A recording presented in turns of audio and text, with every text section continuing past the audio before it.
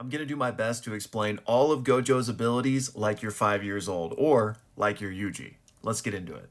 All right, so first up, Gojo's technique is the Limitless, this manipulation of infinity. And we're going to talk more about that in a second, but Gojo also has the Six Eyes. And the Six Eyes are not a curse technique. They are just an innate physical trait, something that can be passed down in the Gojo clan only. And only one person can have the Six Eyes at a time. So this is why Gojo is so powerful. Not only does he have the Limitless, but he has the Six Eyes to go with it, which they're basically necessary to fully utilize the Limitless. So again, curse technique Limitless, physical trait Six Eyes, Gojo has both. Also, the Six Eyes, you can't turn off. It's not like a curse technique you activate and deactivate. They're on 24/7, and this is why Gojo wears a blindfold, because he doesn't always want them feeding him all the information. We'll talk more about the Six Eyes in a minute, but now let's talk about Gojo's neutral application of the Limitless technique, and that is the Infinity. This is the barrier Gojo places around himself to protect himself from everything, right?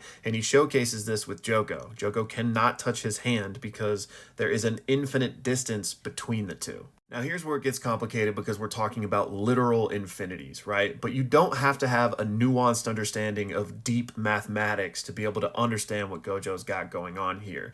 Is it based in that? Sure, but not even Gege, the author, really understood what he was talking about when he first introduced Gojo's technique.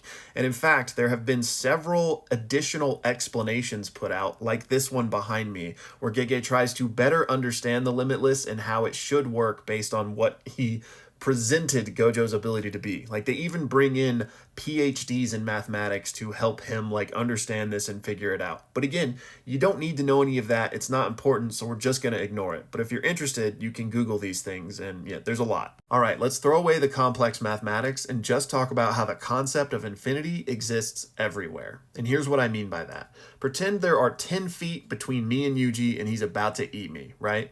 Well, we have this finite distance of 10 feet between us, but there are actually an infinite series within that finite distance. And there's actually infinite infinites within that finite distance.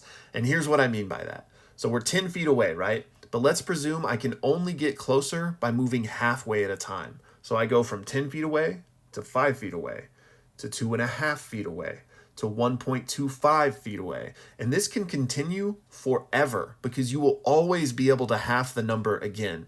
And sure, the number is going to get crazy small, but you will always be able to half it continuously. So if I can only move halfway each time, I will never reach Yuji. So in that way, there is an infinite series even within the finite distance. So what Gojo is doing here is he is bringing that conceptual infinite series into reality with his Limitless technique. That is why Jogo can never actually reach Gojo, because there is technically that halfway point that is continuously happening. And so that's Gojo's ability. And again, the neutral use of it is just this infinite barrier that's always protecting him. But he can also manipulate infinities in other ways. So again, Gojo's infinity is the neutral application of his Limitless to create that defensive barrier. Well, he can also use it offensively, and that's what he calls his lapse blue. So that's when he's taking this infinite distance and weaponizing it, as you can see here. And because this is an infinite distance manifested into reality, basically the way reality reacts to it is it's trying to fill that distance, right? It's trying to course correct. So as such, blue has this attractive force to it, and Gojo can use that as a wrecking ball, and he also uses it in telekinetic ways. He has a bunch of uses for it, right? But you could basically look at it as weaponizing his infinity that has an attractive force. And then Gojo's curse technique reversal is the opposite of that. Red, right? And instead of an attractive force where the universe is trying to fill the void of that infinite distance, it's the opposite. So it's a repulsive force from where it's being directed, which is why it pushes things back. To give you another visual, real world example, imagine Gojo manifesting an infinite distance as placing a hole in the middle of a lake. If he puts this infinite space here, all the water is going to want to rush in there because it has a new place to go. So that's why blue attracts things to it. You could think of this hole as one of Gojo's blues. Then on the other side of that, a red, you could think of it like just adding 100 million gallons to the middle of a lake. suddenly all the water that was already there is going to be pushed outward as it tries to make room for this new water. So that's what's happening with red. Then Gojo's purple is a combination of both effects, which creates a very powerful attack.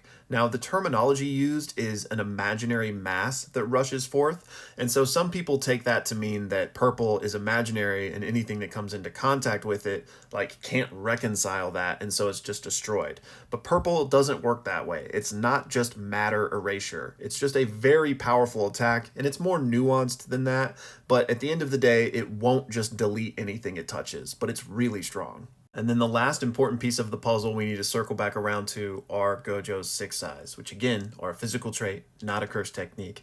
But they basically provide Gojo with visual acuity that is unmatched. Not only can he see for miles, but they also give him information processing. He can understand people's curse techniques just by seeing them in action. He can also just see the flow of cursed energy in people's bodies. They just provide him a galaxy brain, basically. And you need that to operate the infinity, because like we've been talking about, Gojo is manifesting infinities all around him, and he does it multiple times at once, not only doing the barrier around him at all times, but also using blue and red simultaneously. Just think about the brain power you need to compute those vectors, being like, okay, I need an infinite distance here at this XY coordinate in order to move there and have this happen here. Like, it's galaxy brain stuff, right? So the six eyes are necessary for enabling you to do that. That's why people that are just born with the Limitless and don't have the six eyes basically can't even use the technique. And again, this visual information and processing that the six eyes give him is so acute that he can see even while wearing a blindfold. And that's why he wears a blindfold, because that will drain his brain from getting all of that information 24/7, that he can just block it out most of the time and still be fine, and that way not fatigue himself out. Which again is another reason he cannot turn off the six eyes, because if he could, he would just do that and not wear the blindfold. And I've actually got a video from a few months ago that goes in depth on the whole blindfold six eyes thing, so if you guys are interested, check that out. It'll give you more information on all of that. And then finally, we've got the creme de la creme, Gojo's domain expansion, the infinite or limitless void, depending on your translation.